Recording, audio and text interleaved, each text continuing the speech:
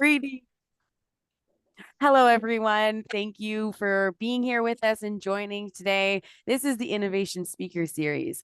The Atlantic Canada Climate Network is proud to co-present this event with the Canadian Environmental Network, and we've come together for this project to showcase cutting-edge emergent technologies and their potential to advance climate solutions and create new opportunities. So before I begin, I want to first respectfully acknowledge and recognize the relationship that the First Nations, Inuit, Métis across Canada have with this beautiful land that we all live on and enjoy. I want to recognize that here, the ACCN, Atlantic Canada Climate Network, operates on the traditional unceded territory of the Mi'kmaq, Wolastoqiyik, Passamaquoddy, Penobscot, and Abenaki nations, or the Wabanaki Confederacy, as well as Innu and Inuit peoples. So this territory here is covered by the Treaties of Peace and Friendship, which these nations first signed with the British Crown in 1726. These treaties did not deal with the surrender of lands and resources, but in fact established the rules for what was to be an ongoing relationship between nations. So it's in this deep spirit of peace and friendship that I greet you all today. It also reminds us that each of the 634 different First Nation communities, as well as 53 Inuit communities and 8 Métis settlements, each have a historical, cultural, spiritual, and environmentally sustainable connection to the land that their people and ancestors have inhabited since time immemorial. So at this moment, we'd like to encourage all Canadians and visitors to these lands to learn about and regularly acknowledge the historic and current relationship that exists between the unceded lands for which we live on, work, and enjoy and prosper, and of course, the First Nation, Inuit, and Métis. We also encourage all Canadians to consider how they can personally contribute to reconciliation and really foster collaboration and knowledge exchange and prosperity between Indigenous peoples and settler Canadians.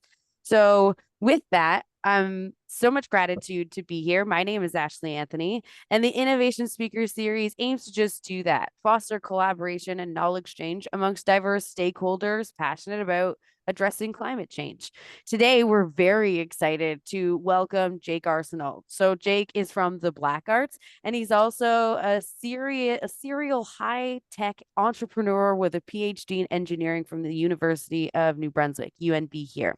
He co-founded the Black Arcs, which I absolutely adore, in 2014 to address unmet needs in land use planning. Jake has a proven track record of bringing people together, as well as ideas and technology to create innovation solutions. So, this is where I'm going to nerd out a minute for you. The Black Arcs has this program called City Sketch, and that's what's bringing us here today. It's a community scale simulator. Personally, this one gives me hope and inspires me that there are new opportunities to create meaningful feedback loops and opportunities for participation in city planning initiatives. So I'm excited to pass it over to Jake to take us through some of the creative insights that have led to this initiative, and of course, some of its incredible applications as well. So, Jake, I'm going to spotlight you here, and then it's over to you, my friend. Okay, perfect. So again, background trained as an engineer, but don't hold it against me. I was reformed by working with designers and marketers, learning how to get things right. I'm thinking I'm going to go through, about a 5-minute deck for background, stop for questions, conversation, and then get into some demos. So I've got 3 quick demos to show. And for me, interactive is better. But I could keep just rambling on as well if folks aren't that interested. So I'm going to screen share. I'm going to walk through some background about us, maybe talk about, how do you create organizations that can help with sustainability, then shift to some rapid demos, and then hopefully that starts a bit of conversation. Okay. So a bit about the Black Arcs. Really serious about making data and analytics more accessible. So again, the analog would be, the printing press was a big deal.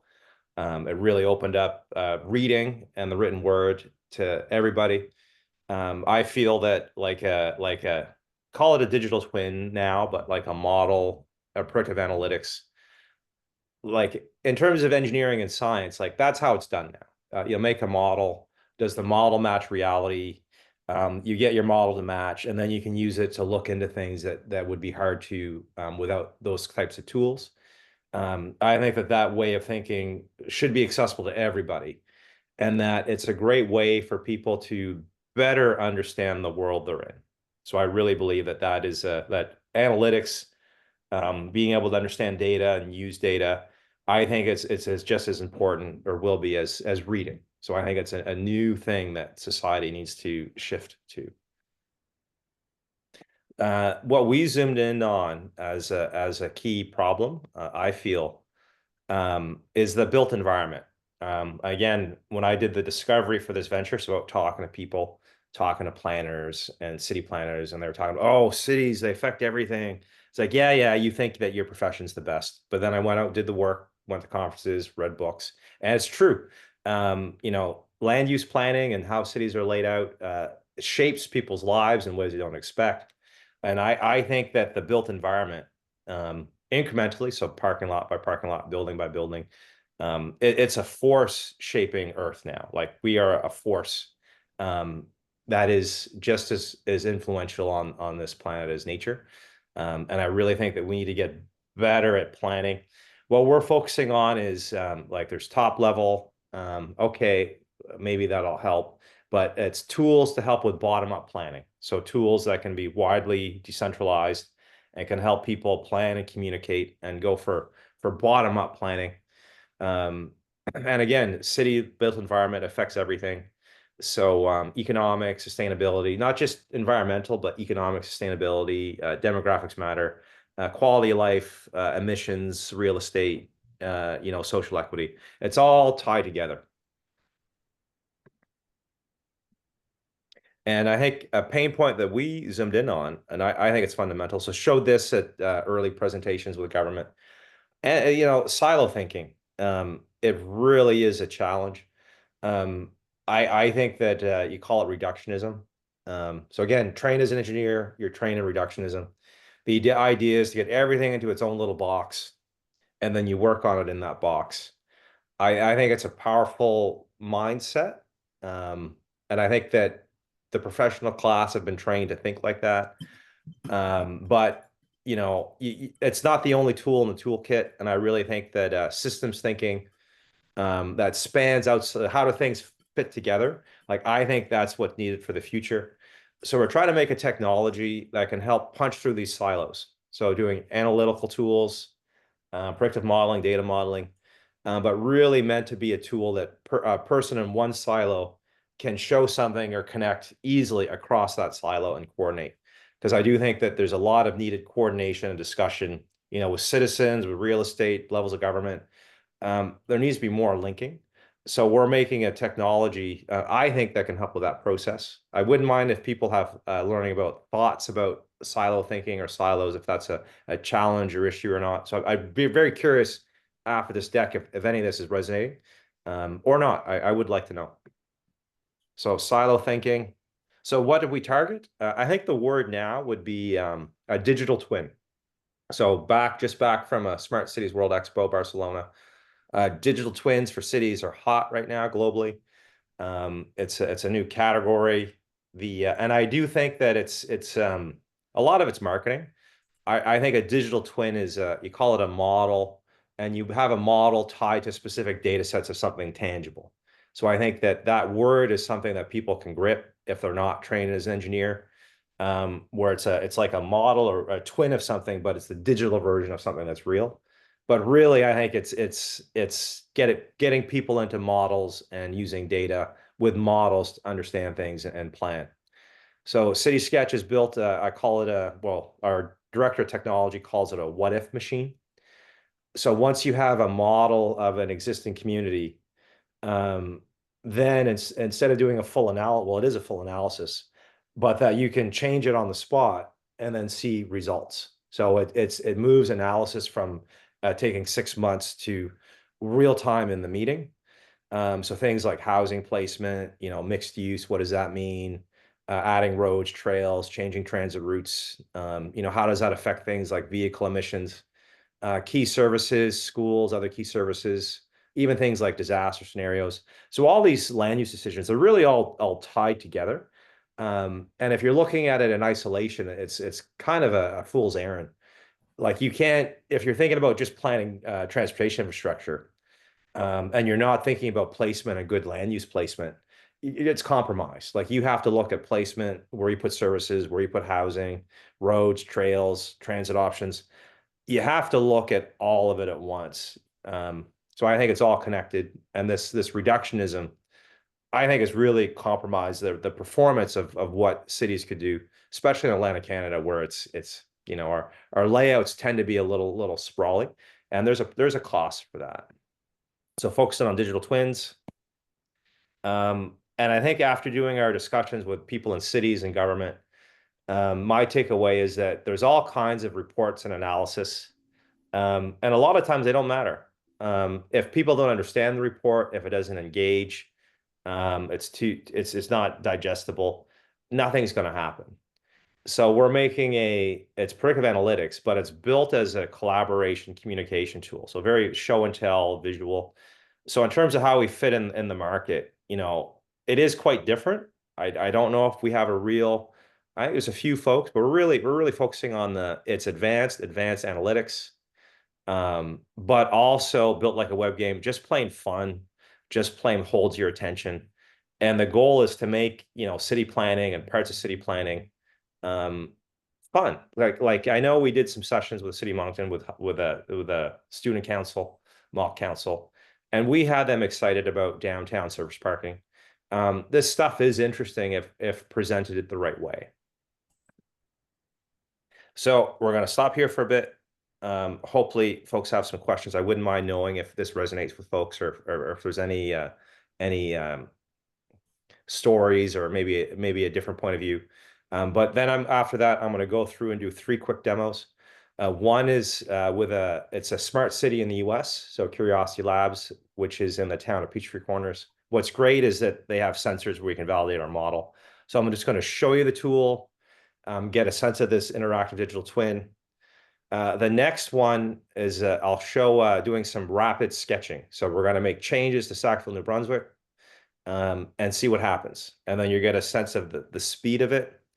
And the last one, this one's really quick demo, which is part of the selling feature. This is doing some work for the City of Toronto for their civic engagement campaign. And they're calling this a dynamic infographic. So it's a video capture of city sketch. And we're showing that, okay, for a typical Toronto neighborhood, if we all change our behavior in terms of active mobility, this is what the results would be in terms of vehicle emissions. And it's just they package it really well to a slick way to connect. Here's if this is our behavior, here's how we live. If we do this all together, here's what this means, and show it visually and under like 15 seconds. So I'm going to stop sharing in the hope that people have some questions or thoughts. Our first question comes in the chat from Marianne Hodge. She says that she would be excited to know how community activists could access a tool like this so that we can model a solution and then advocate for it. I just chuckle because honestly, I had the exact same question like 30 seconds before we got into this chat. So I'm glad that some of us are on the same page here. Jake, what would you say that how would community activists be able to utilize a tool like this? We don't have so our pricing might be a little, well, maybe not. Again, we're for profit.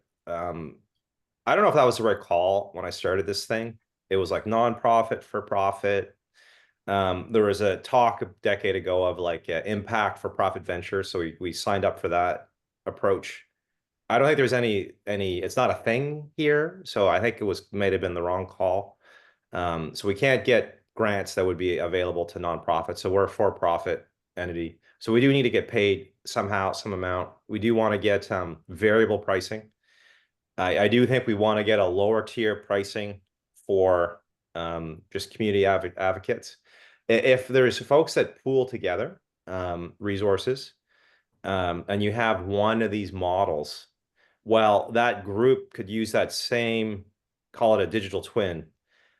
You could use that same twin to look at 4 or 5 different issues in parallel. So you could use the tool for a lot of things at once, and you could have many users looking at different things and doing different engagement.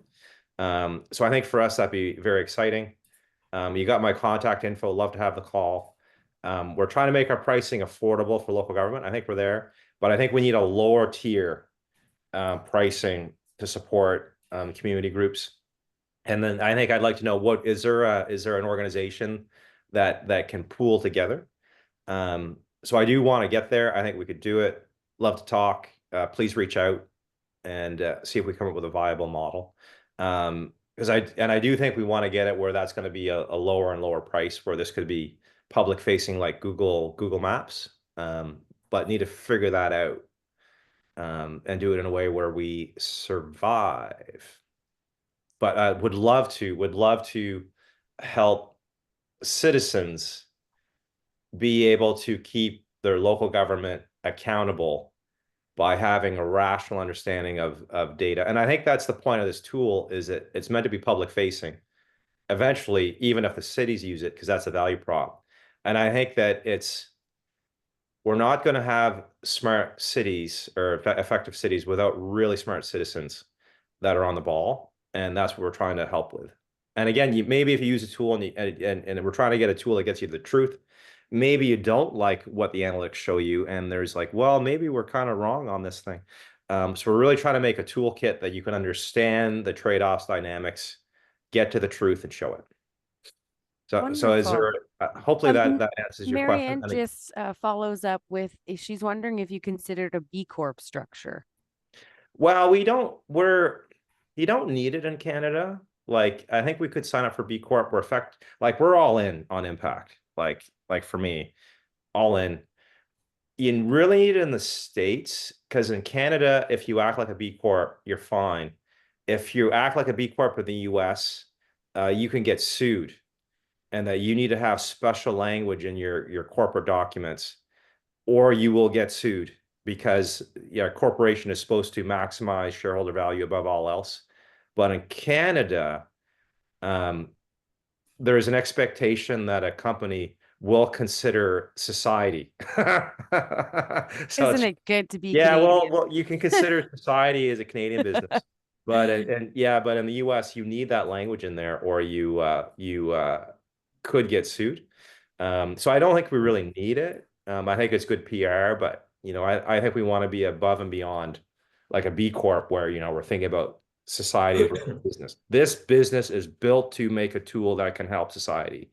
Straight up, that's what we're doing. So I think we might be kind of our own category, I think, in Canada. There might be others that are like this, but I haven't found. I don't have a peer group per se. I've got business peer groups, but not really with how this venture works. Maybe a nonprofit, but we're just gonna keep rolling. I But think yeah, Andrew I has think a question as well. okay. Andrew, did you want to? Yeah, it's more observation and question. So what I'm hearing, it sounds suspiciously like that game back in the day called Sim City. Mm-hmm. Am I far off here? Mm-mm. Oh, okay, fair enough. So just an observation, because I'm a West Coast transplant, and one of the things they did, and I thought was rather clever, and you were talking about the traffic flow, and I thought that really triggered it for me, because they at one point in time they actually lined up, like synchronized all the streetlights. So as you're coming up to a streetlight, it's changing. So if you get one green, you're getting green all the way along, unless you get right at the tail end of the green. Yeah. So the whole premise was is that you kept the traffic constantly flowing. You were never having to be stopped for a red light. It was a good little way of doing things, and it worked until the synchronization kind of fell out of sync. Because the last Okay. time I went through downtown Vancouver, I was like, I couldn't hit a green light for love nor money. Hmm. But the point is that when they had them all synchronized, it was great. Back in the day, it was all done manually, so it took them a hell of a long time to get it set up, and it Yeah. worked a treat. So I can't help thinking the same thing with the modern design of the cities. So sit down, and of course, like I'm in health and safety, so of course we do what ifs and all sorts of different analysis. What could possibly go wrong? Figure out our solutions and try and line everything up accordingly. Yeah. So I do like where you're going with this one. Is hey, but you know, I'm also fighting town council in my local community, just trying to get them to do simple things. And you just look at some of the things they plan out, like you know, making a new intersection where they dig up the whole intersection, everything else, and don't think to put a turn lane in there. So everybody starts taking the residential streets with semi trucks and such like that. So it's just poor planning on their part. And that's where where I would see a huge benefit from this, where they could actually think things through rather than just doing you know, spaghetti against the wall type thing, where you know, if it sticks, then great. If not, then we'll go back to the drawing board. Yeah, that's the hope. That it's the spaghetti against the wall, but with data this time. Yeah, pretty So much. data and models. Exactly. Yeah, we didn't get into traffic signaling. I guess we're going deep here. We kind of kept that's below our fidelity, and we're zooming in on a lot of the fundamentals. So like placement, where do you put things? Where do you put roads? So we're really trying to make a toolkit that people can zoom in on the fundamentals.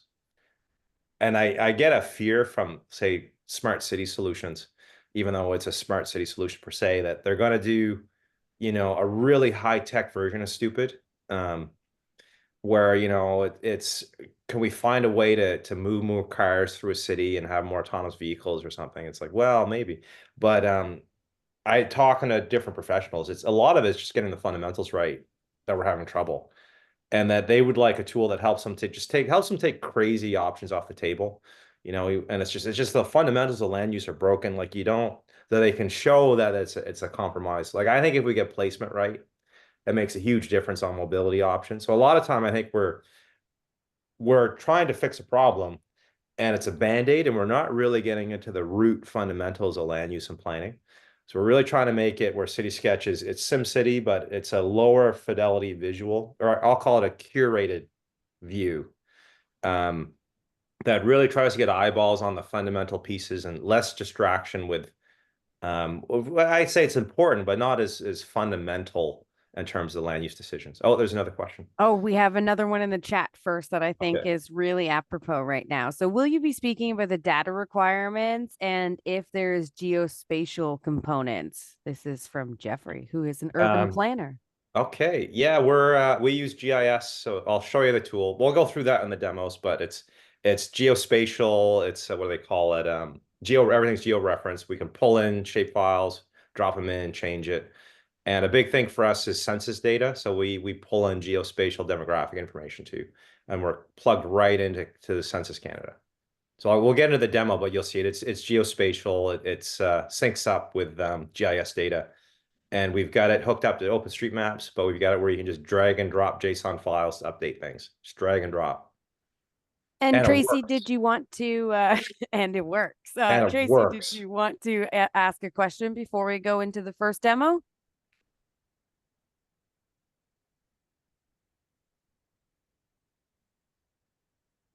Then Go ahead, if Tracy. that answers my question. So Oh, did I'll watch the demos, and if the question I have isn't answered, then I'll ask it then. Wonderful. Okay. Jake, over to you in the demos. All right. So let's go to number one. And again, I'm going to be at GovMaker. So this is the dry run. I'm going to get all this down into a 10-minute talk. So this is a good, first run at this. All right, so I'm going to show you this, just get across the concept of this type of digital twin.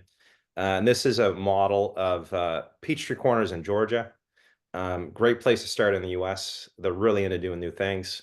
Like they're really into doing it. They want to be first. So loading Peachtree Corners. So we've got everything here. So everything's from GIS. So we know what are the building types, right? We know what the road speeds are one way. We have the transit system pulled in.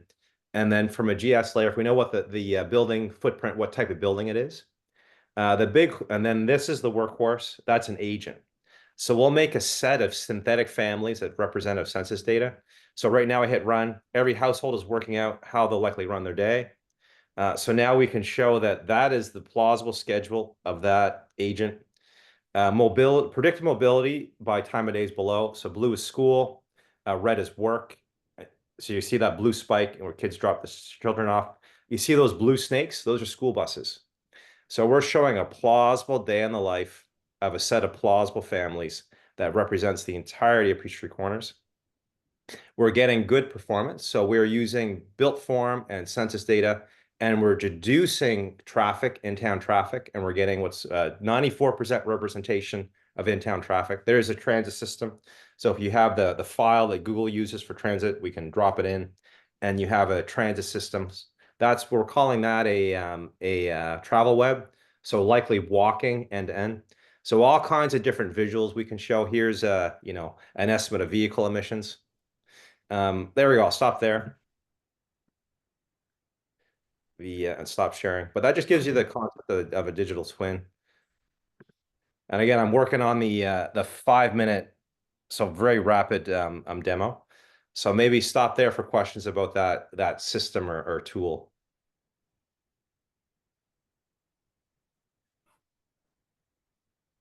The one that looked like the neon yellow spider's web. Oh, I'll go back to that. Okay.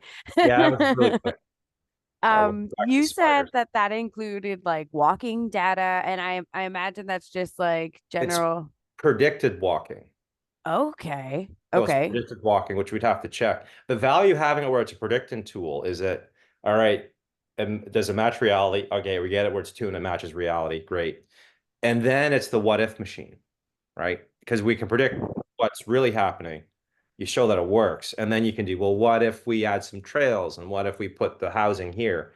And then you have some sense that that estimation of the future is on target. But I'll show you that travel web is worth It looked really cool. And my thing is I like, want to make t-shirts. yeah, I get that. It's pretty cool. There we go. My thing is like when we work with a lot of advocates, they're one of the, I would say, top 5 things that come up, especially when we're talking about equitable and just solutions for community planning, is public transportation. And so I'm wondering, can you reroute public transportation in this and do like mock scenarios like that to see if you can make public transportation routes more efficient? And if not, is that something that is like, because, speaking from advocacy tools or even efficiency tools, like this is something that municipalities struggle with over and over and over again. And unfortunately, like, I don't think that many of them are going to employ solutions like Japan, where they use fungal networks to create the most efficient opportunities for public transportation. So is there that possibility in this very long-winded question for that? Yes. Short answer, yes. Wonderful. Right now, we want to get it where it's fully gamified. Oh. So you could have it where, you could share it and then, people can just noodle with a transit system, see the results, and it would be a better analysis than what they're doing. And we can make that like a little web game, people play with it and would be, because they're not doing this is a very sophisticated mobility model. Like it really is. Like Toronto has one that they're running a big model. Montreal's just starting to use it for transit planning. I know Atlanta has a big model. So like the big cities have these big expensive models. This type of modeling is not done in Atlantic Canada, period. It'd be cost prohibitive. So what shows is predicted walking, right? And we do a line that goes end to end. So instead of showing the route they're traveling just from source destination, red is like a long walk, right? Too far. Yellow is short. We still need to validate this, but you can see that like they got this downtown core that's totally not walkable.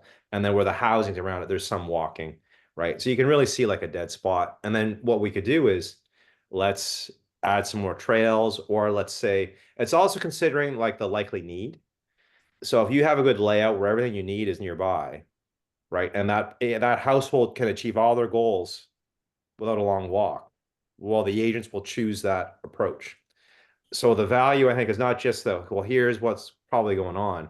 Well, what if we do this, and then what does it do? So coming back to transit, right now we have it where you can just drop in, there's a file that's used that they post that Google reads. So we can drop it in, and you've got the transit system. We don't have it set up now where you could easily change it, which is not that crazy. Like we're going to get there. And then once you have that, then you can, people can play mess with a transit system. And I think it'd be hugely addictive. Like I just think people play that forever, like click, click, click. And I bet you it's not that hard to outperform Atlantic Canadian City because it's political pressures that shape those routes, right? Like the transit authority, they don't really, it's like, we want you to stretch it out to here. Well, the service will be poor. Do it. And then they stretch that line. And then, your timing to get anywhere is just horrible.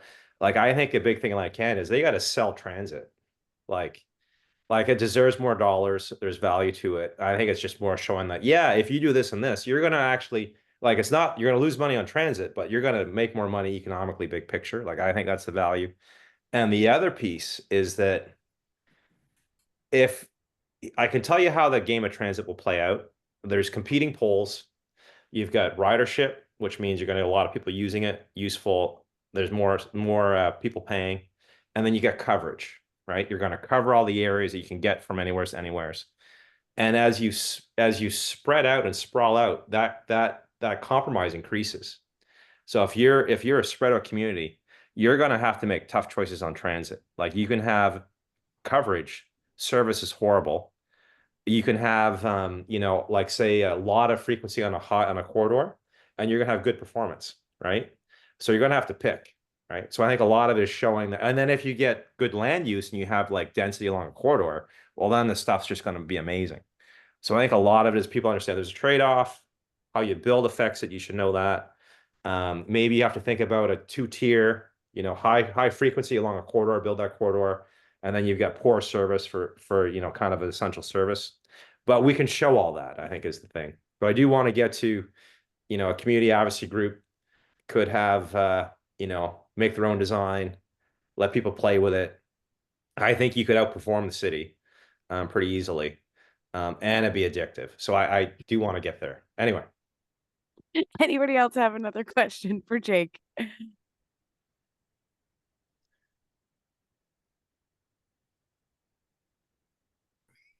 Oh, Tracy. Yeah, so what can you do regarding transit right now? Well, we can change the routes. It's just not game. It's just ugly. So we'd have to do that, like moving like with manually. So there'd be somebody messing with numbers and to put that new route. So we can do it. It just take us a little bit of work to set up that route, and there'd be skill involved. But what we want to get to is that you can do it like a web game and click and shit. So you drop in the existing transit system, and then you could change it easily. But to get that usability high is a bit of work. But if we're doing it where we're creating that new route, like, we won't do this, we kind of go under the hood and hook up the wires to update that input file, or basically we'd be manually adjusting the input file, right? Yeah. So we can do that. Transit is such a big issue. I was just hoping that there was some way that you could address this, like in the interim, before you get it sort of as a playable option. Well, if there's people that want to work with us, it wouldn't be hard for us to manually make a new transit file and do some options in the city. It really is not hard. I do find transit's hard to even meet with. Like to meet, like, it's just, and there's no budget. Like, there's no way we're going to get paid to work for anybody with transit in New Brunswick, I don't think. But I do think we could, cost effectively do some advocacy models, and that you'd have to know what you want to try for routes. We'd have to set up the routes and then have a look. And that would nudge us towards, because what happens a lot with us, I don't know if you heard the saying, in a factory, dog food factory, maybe sometimes you have to eat the dog food. It ensures that the dog food is of high quality. So for us, if let's say we're going to help with advocacy, we're going to manually update these files for transit. Well, we're going to chip away at making that process less painful, right? So every feature that is smooth here, we've done the hard way, figured out exactly how to wire it up, and then we've had good results with getting it, a nice smooth interface. So we could do that. That'd be a great project for us, and it'd get us close to having it where it could be this gamified, you know, a tool for hearts and minds. But it's practical. We just don't have a partner that wants to play. Thanks. Wonderful. Thanks, Jake. Any more questions before we continue on to Sackville? I think we're ready for our next destination. Okay, and I'm already screen sharing, so I do think these travel webs look pretty cool. I'm gonna make a t-shirt, I think, with just the web. All right, let's skip ahead. All right, this is Sackville, and I'm going to show rapid sketch. So loading Sackville. Doop, boop. I do like the load. All right, so what I'm going to do now is just look at the baseline. So I'm going to add some counters. So I'm going to remove some schools and mess around with this part of Sackville. So add some traffic counters, just give a sense of things. Going to run the model, have a look. And again, there is a validation process. You want to make sure that this model matches reality. Once you have that tuned and aligned, then you can do what if. So checking the counts. You can look at things. Those are estimated vehicle emissions. I clicked on a school. That's a report for the school. You can see the amount of walkings, that yellow pie. So not quite, less than a quarter walking to school. 36 counts over here, 46 counts. All right. So ran a baseline. You can save it. So we're trying to get it where it's Google Docs, where you can do lots of scenarios. People can share scenarios. So I made just a baseline with a counter. Great.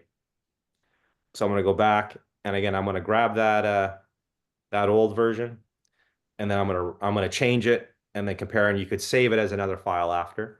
So this is really built where you could have lots of scenarios, and then you can compare them. So I'm moving the schools.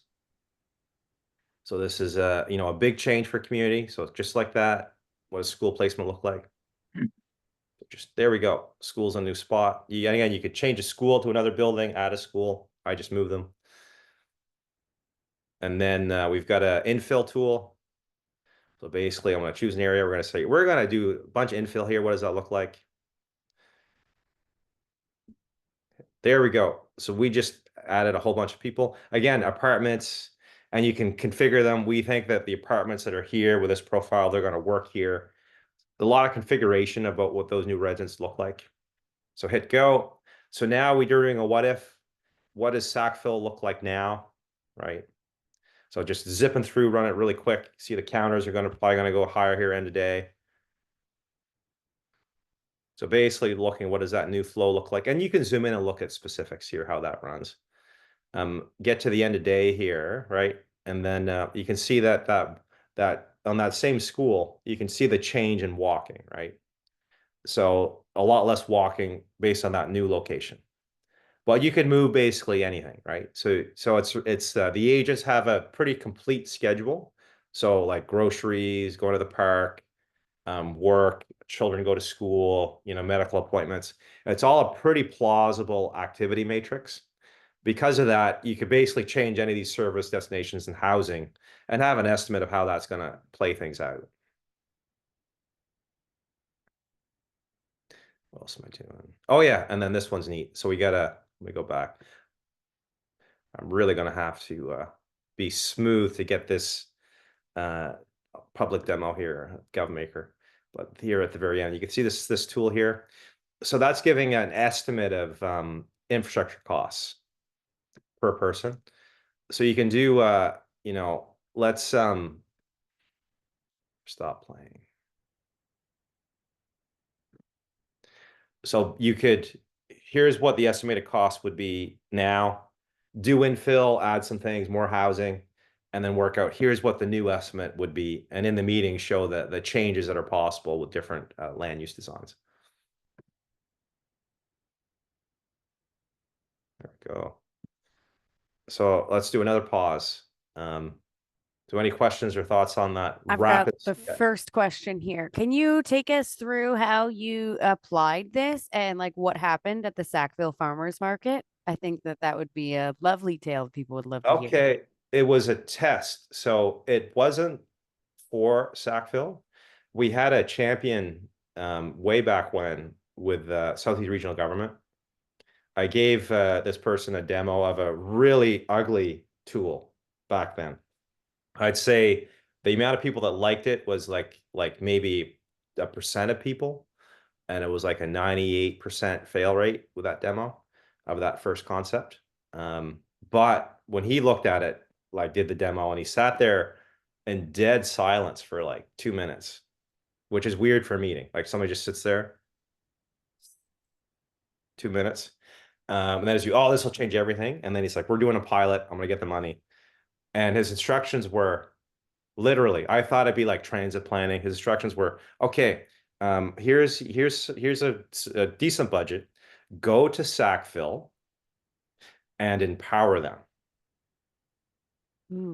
That was it.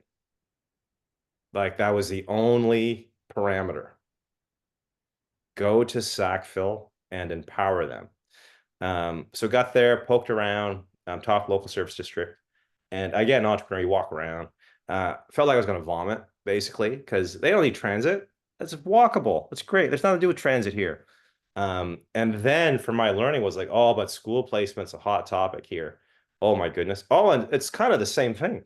Like for me, it was the learning that like school placement is, if you can do school placement right, you're basically doing almost all land use things. Like school placement is a really deep thing for a community.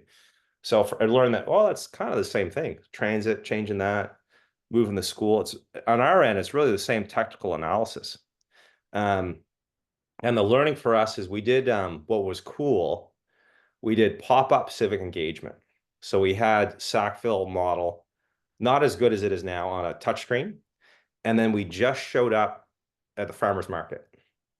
So just showed up, no advertising, just showed up with a touchscreen. And I think the outcome of that was we had more surveys completed in 2 Saturdays, showing up 2 Saturdays, and we knew how people thought than what the local service district could achieve in 6 months with, you know, in the paper and charades and all that stuff. So 2 Saturdays, more surveys, and I think a better understanding. And for me, the takeaway is first, you get people to model their neighborhood, they go bonkers. They get creative. And there's usually an aha moment. They go through and they learn, oh, I didn't know it was like that. Yeah, there's a trade-off. What's your opinion now? Oh, well, and that you get a nice survey. So you do the charrette. The people that already left angry messages on the phone, you know already are going to show up. There's no new info, and it might be a bit biased, right? Whereas I think you do that pop-up in a farmer's market, you get a nice sample of people that are in the area just doing things, all ages. And that direct engagement, like we were so far ahead of the parade then that nobody could tell we were in it. I think that Europe is just getting into this. We want to do digital twin direct engagement. Not quite sure it's possible. So like that's still ahead of the state of the art. We did that like 2017, 18. That's ahead of the state of the art, still by far of what anybody else in the world is claiming to have done. So it really is kind of a breakthrough. But again, so far ahead of the parade, it was just weird. Except for the citizens. The citizens that play with it got it, but like stakeholders and government and funders, it was just like, well, what's this weird civic stuff? And then the next thing we're doing, which is I think it's a step simpler, but we're doing some stuff in Toronto on the direct engagement piece. So instead of like hands-on engagement, it's creating animations to show different concepts, which is the next demo. But I really think that touchscreen is a powerful format. And I think the way I would use it would be you're going to do engagement, you have pop-ups, people can play with it, and then people that show up can get a login. And then those are your users that can play with it. But if you don't show up, you don't get a login. You got to show up, get a login. You can frame the discussion, and then you have people that are playing with it, participating. Maybe those people can share an account to so many folks. But I think that pop-up, you set the tone, and then people can get access, and then you can have people participating. I think that's a great way to do it. But I think this is still a bit scary for government to do this type of engagement direct. I think it's going to be easier in, say, Europe. Seems like that's where they really want to go. But we'll see. I think the Toronto one I want to show next is pretty cool. They really packaged it well. I forgot the question. I kind of rambled off. Is there more questions? Am I on track?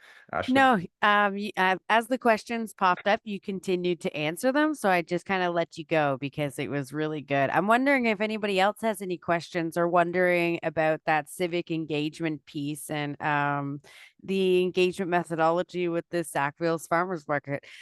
Just an FYI, that's the one that I started to nerd out. That was the one that caught my attention and brought me to Jake because I was like, this is really cool when we're talking about feedback loops. Does anybody else have another question before we move on to Toronto and this next opportunity?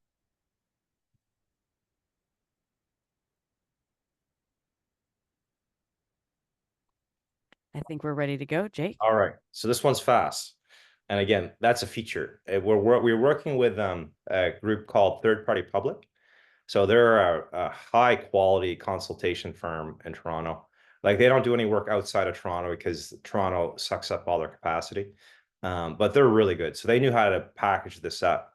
And it was always showing models and how do we make it quicker, simpler, quicker, simpler, quicker, simpler. And I think they got it. So I think this is quick and simple.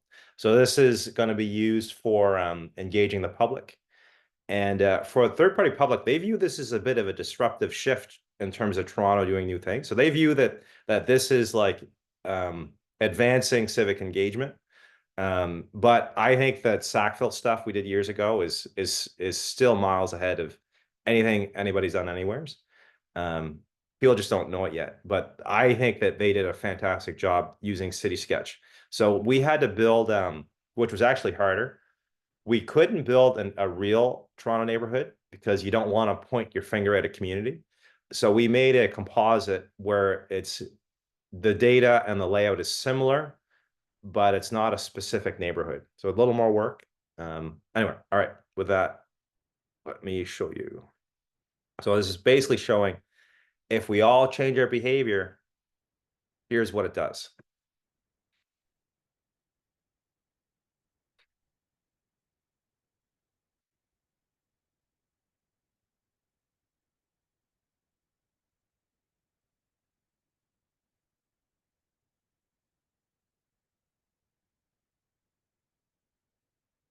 Ta-da!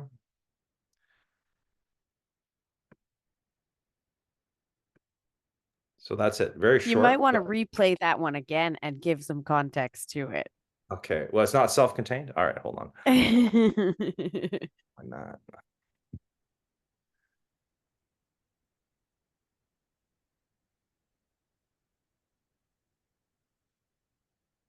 Okay.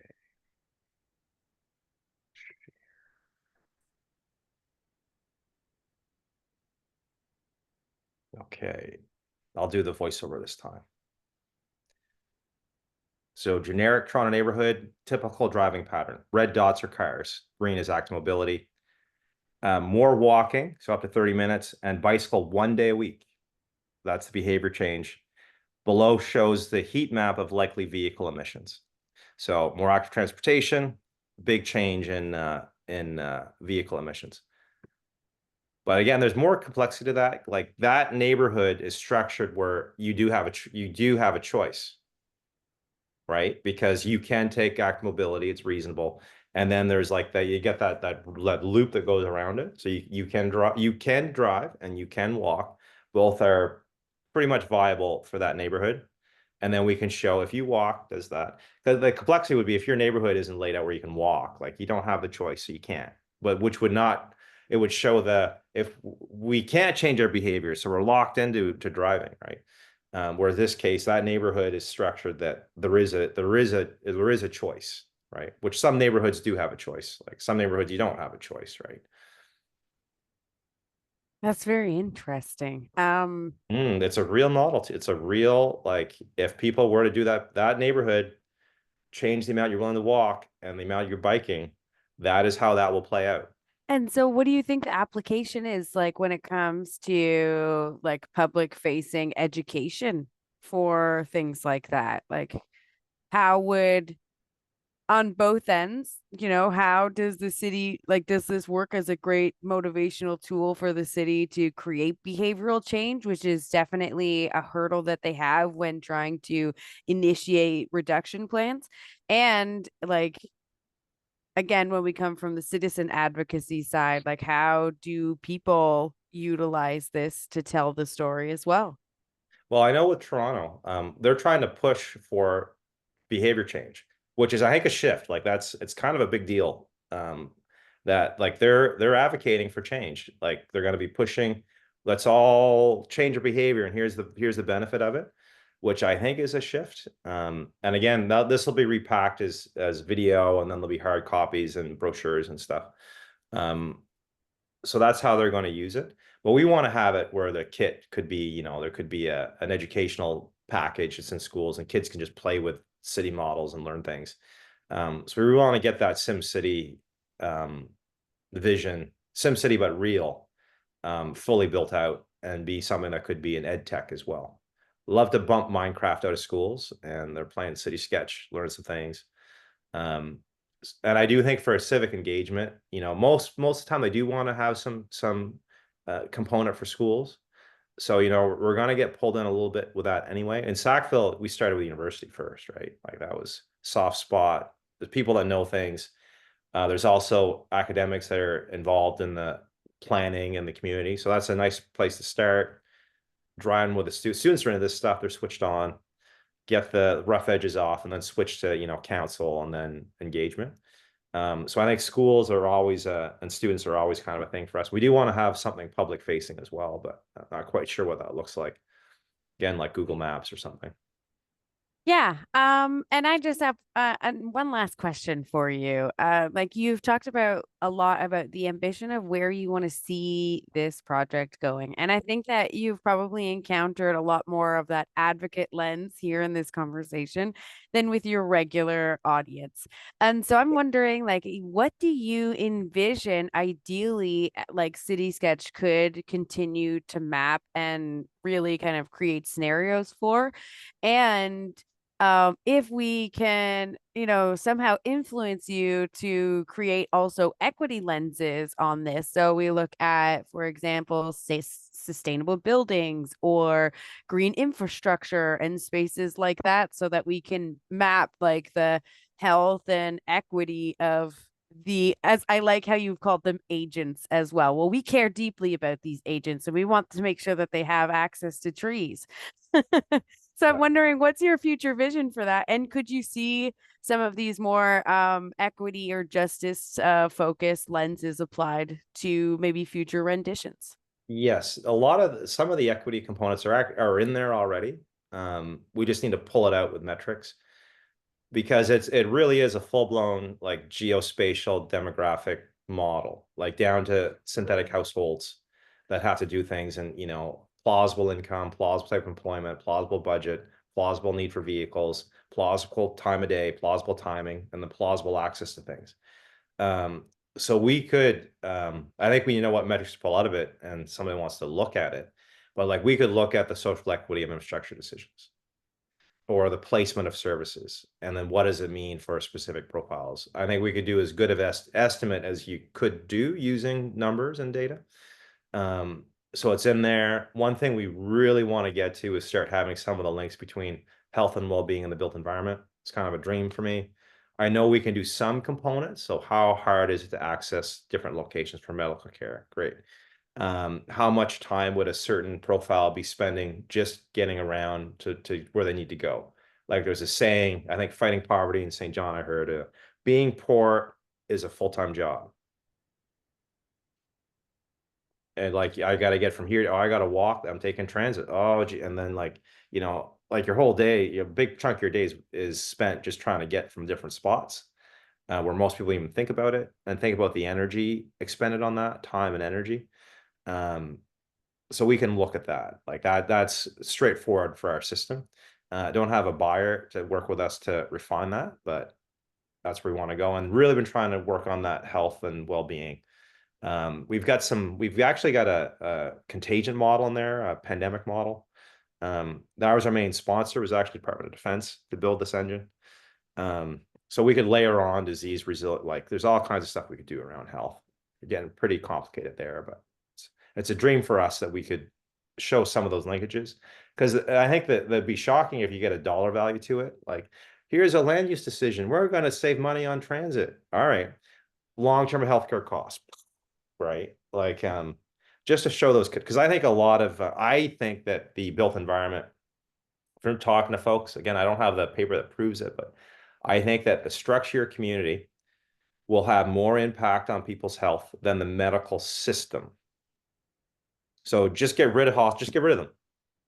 And you're going to focus in on like strong community and getting the fundamentals right. I think long term you will have better health outcomes. Like it's just a different thing. But we like that short term, is there a pill, is there a service? But I do think that the built environment and your community and access to the things you need, like huge drivers of health.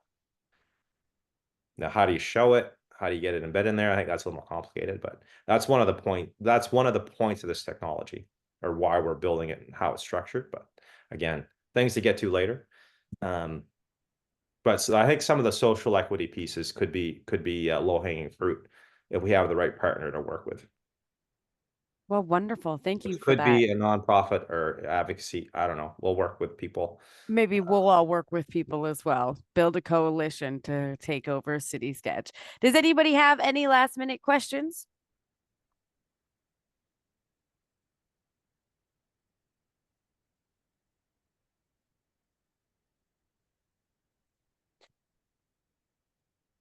Well, wonderful, Jake. Thank you so much. Again, everybody, Jake Arsenault from the Black Arcs. Jake, if you could just pop your contact information into the into the chat there. I think that a lot of people are very motivated. And of course, we're very grateful for your time here and the robust conversation that we've been able to have.